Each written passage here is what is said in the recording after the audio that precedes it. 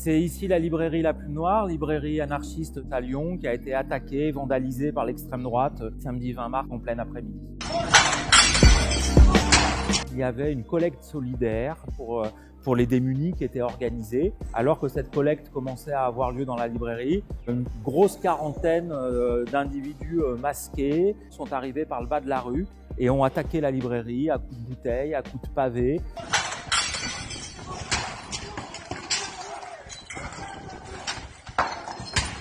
En hurlant des slogans hostiles, des propos homophobes et en faisant des bras tendus, des saluts hitlériens, des saluts nazis.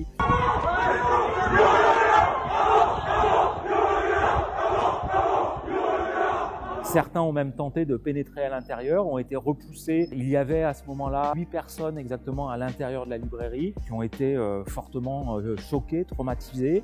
Les vitres ont volé en éclats, des bris de verre ont été propulsés partout à l'intérieur de la librairie.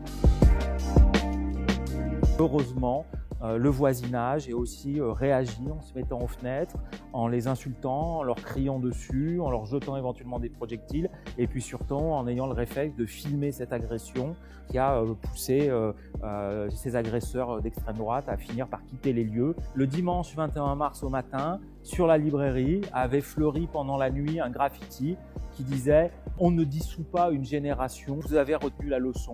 Le slogan qui était la banderole de la manifestation de Génération Identitaire à Paris pour protester contre l'état de dissolution. C'était une agression revendiquée en même temps qu'une tentative de démonstration de force de l'extrême droite. La librairie La Plume Noire est malheureusement habituée de ce type d'agression. Déjà en 1996, elle avait subi un incendie criminel. En 2016, de nouveau, elle a été attaquée par un commando de militants d'extrême droite. Les agressions de l'extrême droite, malheureusement, elles sont bien trop fréquentes à Lyon. Par exemple, celles qui touchent un peu des locaux politiques, associatifs, syndicaux. Au moment de la victoire de l'Algérie lors de la CAN, donc la Coupe d'Afrique des Nations en 2019, les militants fascistes, ils étaient une cinquantaine armés de battes de baseball, barres en fer, ont attaqué de nombreux supporters algériens. Une famille a été attaquée, notamment avec un enfant en bas âge dans une voiture. C'était un bébé de 1 an. Ils ont ravagé la voiture.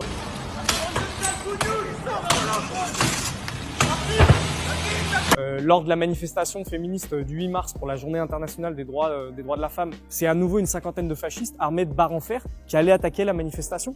Un sentiment d'impunité à Lyon. Il y a les locaux de Génération Identitaire qui ont pu exister pendant au moins une décennie. Des militants du groupuscule d'extrême droite Génération Identitaire arpentent les rues de Lyon et les couloirs du métro pour faire régner l'ordre. Par la suite, ils ont même ouvert une salle de boxe dans laquelle ils s'entraînaient en combat à la guerre civile. Ils le disent eux-mêmes dans leur propagande. Chez Génération Identitaire, nous avons une culture de la défense et nous devons être prêts à faire face à toutes les situations.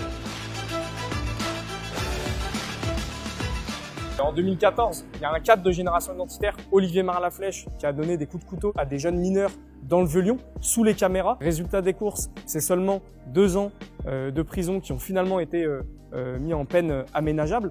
Ces militants ne sont que très peu poursuivis par la justice. On pense que en fait, ça découle d'une politique plus générale en France. Il y a un climat nauséabond qui règne aussi dans la vie politique française, qui a banalisé certaines de leurs idées. Madame Le Pen ne nomme pas l'ennemi. Et je trouve qu'en effet, vous êtes plus molle que nous pouvons l'être. Et qu'il y a une complaisance un peu trop forte de la part du pouvoir politique et médiatique parfois envers ces idées d'extrême droite. On va montrer que les Lyonnais et Lyonnaises refusent toutes ces violences de l'extrême droite. On reculera jamais et on cédera jamais un mètre par rapport à la peur. Contrairement à eux, on n'a pas besoin de se cagouler, on n'a pas besoin d'agir à travers la violence et de façon masquée. Nous, on agit collectivement dans le cadre du mouvement social.